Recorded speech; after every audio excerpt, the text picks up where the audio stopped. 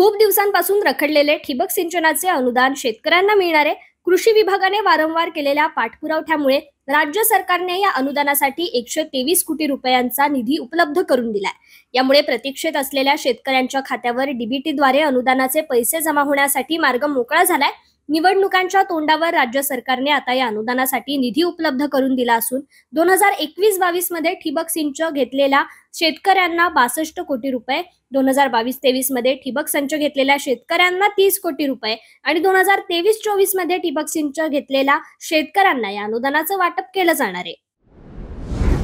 जळगाव जिल्ह्यात अवकाळी पाऊस, गारपिटीसह अन्य नैसर्गिक आपत्तीत बाधित झालेल्या शेतकऱ्यांसाठी राज्य शासनाकडून भरपाईची 404 कोटींची रक्कम प्राप्त झाली आहे। त्यातील 280 कोटींच्या भरपाईची रक्कम 2,13,416 शेतकऱ्यांच्या बँक खात्यात जमा झाली आहे। मात्र 12,508 शेतकऱ्यांनी ई-केवायसी न केल्याने 162 कोटींवर भरपाईची रक्कम प्रशासनाच्या तिजोरीतच पडून आहे।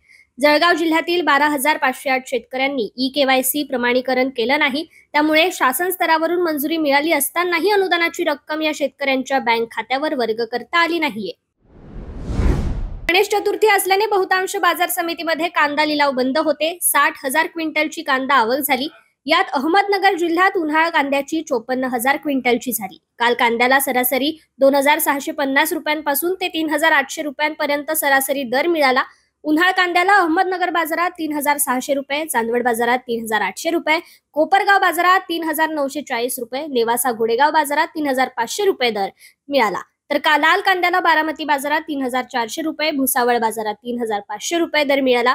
पुणे पिंपरी बाजारात लोकल कांद्याला 4,250 तर पुणे मोशी बाजारात 2,900 रुपये, जामखेड बाजारात 2,750 रुपये दर मिळाला असून अकोला बाजारात सर्वसाधारण कांद्याला 3,800 रुपये दर मिळाला।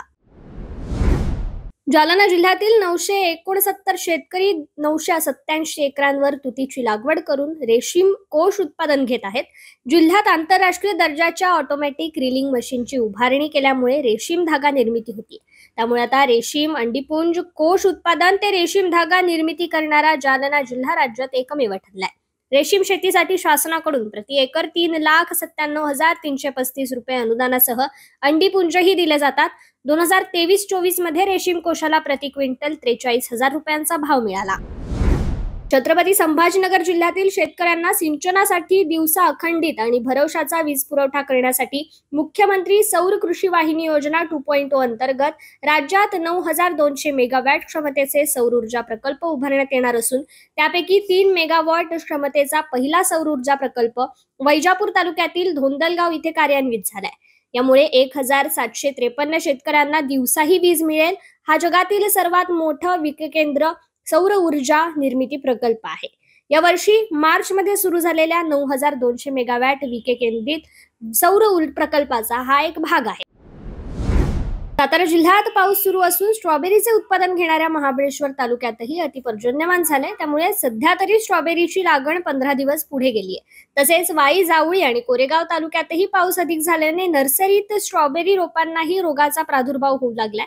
यामुळे यावर्षी स्ट्रॉबेरीच्या क्षेत्रात घट होण्याची शक्यता आहे। महाबळेश्वर हे जागतिक पर्यटन स्थळ आहे। या तालुक्यात मोठ्या प्रमाणात स्ट्रॉबेरीचं उत्पादन घेण्यात येतं। येथील स्ट्रॉबेरीची परदेशात निर्यात केली जाते। महाबळेश्वरला येणारे पर्यटक स्ट्रॉबेरी खाल्ल्याशिवाय पर्यटन पूर्ण झाले असं मानत नाहीत, त्यामुळे महाबळेश्वरच्या स्ट्रॉबेरीला अधिक मागणी असते। ऊसापासून साखर आणि गुळाची निर्मिती केली जाते। आजच्या घडीला या तीनही घटकांचा बाजारभाव पाहिला असता साखरेला सर्वाधिक मार्केट असल्याचं दिसून येते। मात्र गुळाला देखील चांगला बाजारभाव असून आजच्या अहवालानुसार गुळाला क्विंटल मागे 3,963 रुपये दर मिळाला, तर साखरेला 4,175 रुपये आणि ऊसाला केवळ 600 रुपये दर मिळाला। काल 7 सप्टेंबर रोजीच्या बाजार अहवालानुसार पुणे बाजारात नंबर 1 च्या गुळाची 295 क्विंटलची आवक झाली, तर या गुळाला 3,963 रुपये दर मिळाला। तर नंबर 2 च्या गुळाची 183 क्विंटलची आवक झाली। या गुळाला 3,863 रुपये दर मिळाला, तर काल साखरेची 3,747 क्विंटलची आवक झाली असून 4,175 रुपये दर मिळालाय। जालना जिल्ह्यातील मोसंबीला जीआय मानांकन मिळालंय। मागील काही वर्षापर्यंत मोसंबी देशाबाहेर विशेषतः बांगलादेशमध्ये निर्यात केली जात होती। सद्यस्थितीमध्ये निर्यातीला अनुकूल असं वातावरण नसल्याने ही निर्यात काही महिन्यांपासून बंद झाली आहे। तरी देशातील विविध राज्यांमध्ये मोसंबीला मात्र चांगली मागणी आहे। आज घडीला 29,537 हेक्टर क्षेत्रावर मोसंबी लागवड करण्यात आली आहे. फळगळतीमुळे मोसंबी उत्पादकांचे मात्र प्रचंड नुकसान झाल्याने मोसंबीचा विमा तसेच प्रति हेक्टरी किमान 1 लाखाच्या वरती नुकसान भरपाई मिळायला हवी अशी अपेक्षा उत्पादकांकडून व्यक्त केली जाते.